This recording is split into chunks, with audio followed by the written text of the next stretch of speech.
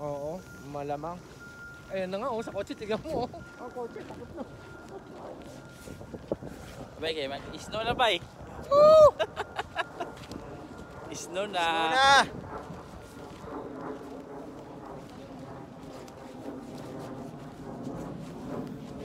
Pinsa ta bay kay isod mo sakit bay.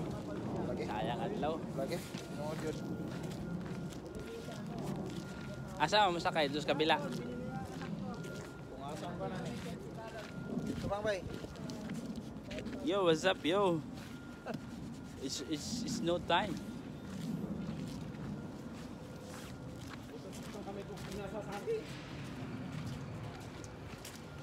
Filipino guys. Mura tag nakabi permente diri ya. Mura tag nakabi permente.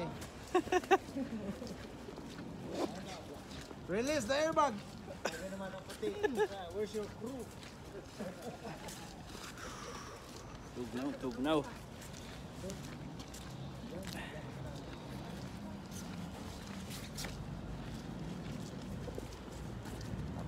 Alam mo kung anong delikado nito? Pag natunaw siya, tapos maghahangin ng malakas. Yun ang madulas. Yun. Madulas na nga oh. Kaya pag magdadrive kayo, lalo na single axle yung minamaniro doon. Daan-daan lang. Follow the flow lang.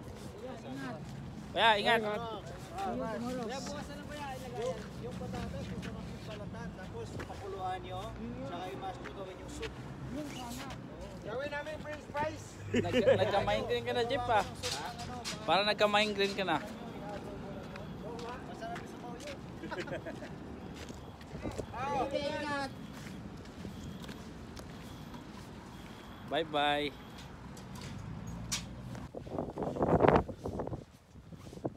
Yo, what's up, Pops?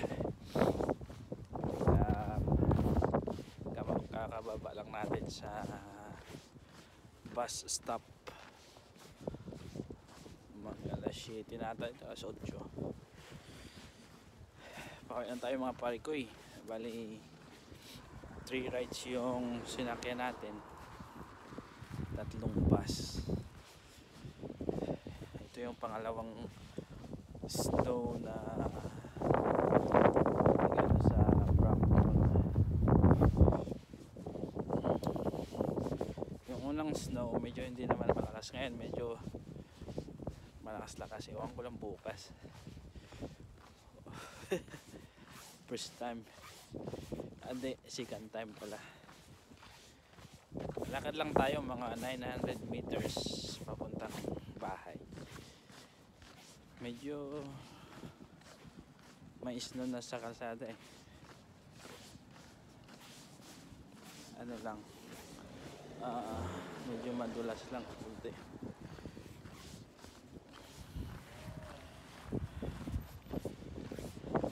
Five minutes walk lang papunta sa bahay.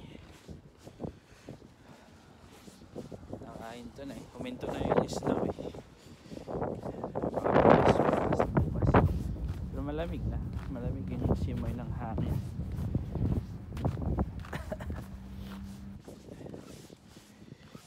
Yan mga pare ko eh, good evening and bye bye Pops, see you tomorrow.